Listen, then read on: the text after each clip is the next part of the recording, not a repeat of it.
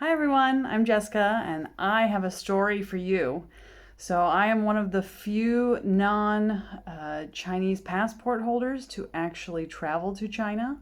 The date today, as of this recording, is November 10th, and I traveled to China. My plane left US time from LA on November 8th, and it was just days after China changed their policy to make it even more difficult to return.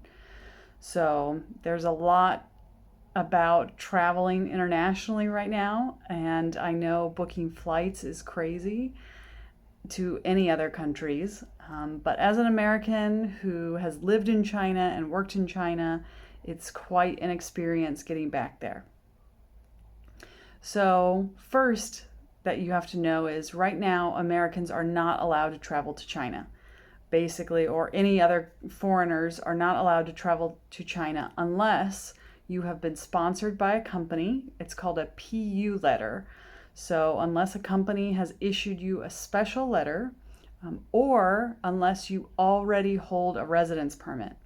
So, as of today, there are 8 countries that are not allowed to come to China at all, if even if you have these two things, and the list seems to be growing every day. So I'm so thankful that I ended up here, and I'm now quarantined in a hotel room. So this is my hotel room that I'm at right now. But yes, so for me to get into China, I have a valid residence permit. I have a family residence permit through my husband, who is Chinese. So that I thankfully got that a while ago, and it doesn't expire until March. And therefore, I was allowed to get on a plane to come to China. So before I could do that, as of November 6th, they changed the rules. Before, you had to have a negative coronavirus and antibody test within 72 hours of your flight, and they changed that as of November 6th to 48 hours. So within 48 hours of the flight, you have to have a negative coronavirus test and antibody test. So if you had coronavirus, recently, there's no way you could travel to China. So it's like they closed the border without really closing the border. Because not only do you have to get this coronavirus test within 48 hours of your flight, but then you have to send it to the Chinese consulate, whatever one is near your testing site in the United States. You have to send it off to them, and they have to approve it. So what happened with me is I actually sent mine off. I went to a testing site in Arizona. I got a rapid coronavirus test, rapid antibody test. It was negative, which is I was very thankful for. And they gave me a handwritten kind of note. I sent it off to the Chinese consulate, and the night before my flight, this is probably, I would say about 16 hours before my flight, they rejected me. And so after that rejection, I was freaking out. So I actually photoshopped and made my own form, in which I then went back to the place to have them sign it, because your handwritten note form isn't official enough. So I was a mess. I was crying because, I sent this off. I had a flight to Los Angeles. I got to Los Angeles. The consulate in LA had not replied to me. I was looking at maps to see if I could, go to the consulate, which was obviously not feasible. I waited in line at the ticket office, to get my ticket in the flight. The line was very, very long, and I was planning to plead for them to please change my flight or let me on. But thankfully, while I was standing in that line, the consulate got back to me. So I think that was kind of a God thing. And yeah, the consulate got back to me, and I got this special stamp I needed to get on my plane to China.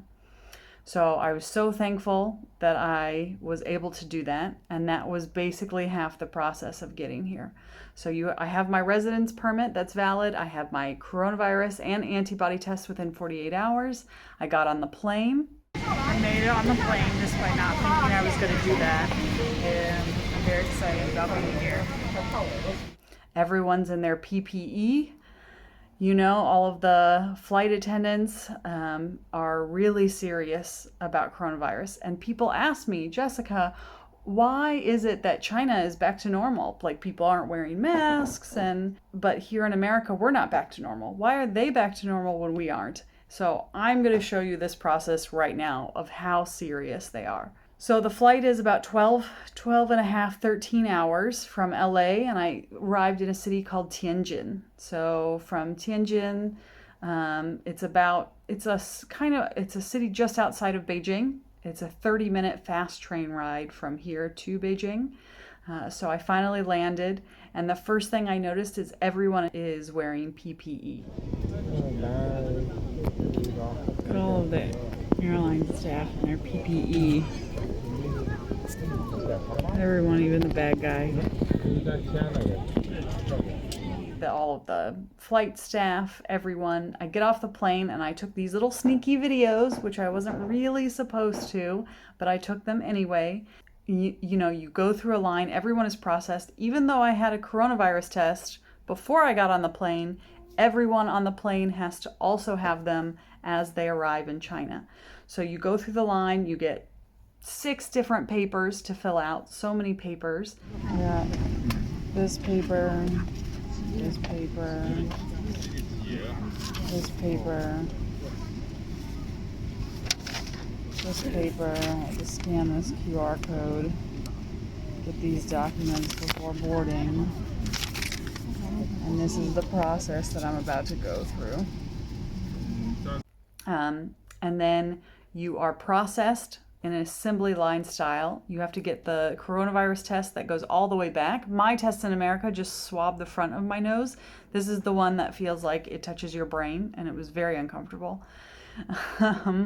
So I got that, and then I got the antibody test where they prick your finger and they take some blood and they test to see if you have the antibodies built up for coronavirus. So I'm really curious. I don't know why that's a problem.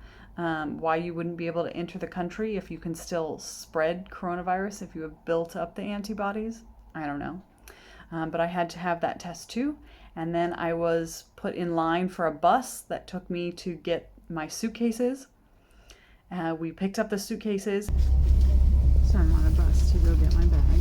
And then after I go get my bag, it takes me to a random location with a hotel that the guy behind me tells me both is Chapdor, which is like all of the hotels are very similar, so I don't get to pick what hotel I get to go to. So this is how we're getting our bags.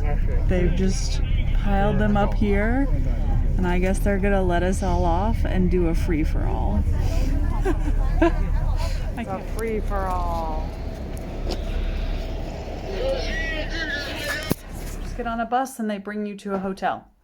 They drove us to a hotel. They had to take the suitcases off the bus, disinfect them, I guess again. I assume they'd already been disinfected.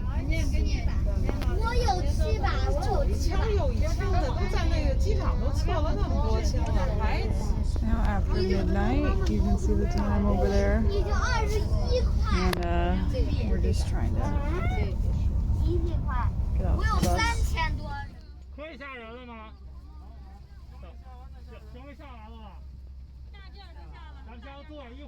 And then finally I got into my hotel room. The hotel is looking really Chinese style. I'm a little worried. This is the room, the whole room. And that's it.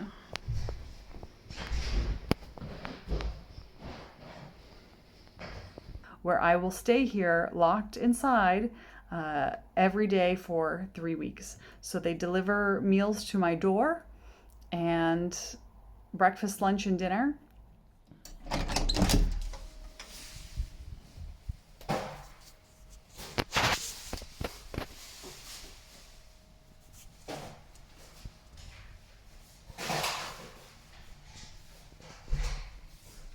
So I met some ladies on the way during this journey. They were also on my flight, and they have hotel rooms. One has a hotel room in this hotel, but I was on the last bus, so unfortunately I got the smallest room. She got a bigger room. So this is my room where I'm gonna be locked in for 2 weeks. It's very small. and then one other girl who was in a seat in front of me, because you're processed by airplane rows. So she was in the seat a few rows in front of me. She ended up going to a completely different hotel, completely different room.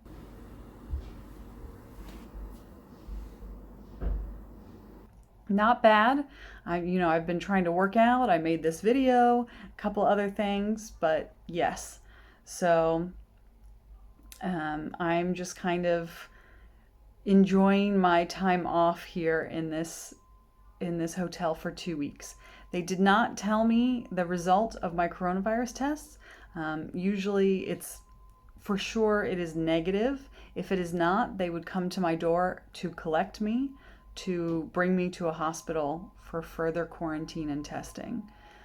So hopefully that there's no false positives in there either. Well, anyway, that is the process of going through a flight to China. It is a very long process. It is hard work getting here, but I'm so glad that I was actually able to make it. So thanks for joining me, and yeah, stay tuned and subscribe. I think I'm going to make some more videos to show you what life in China is like right now, even in the era of coronavirus. See you next time.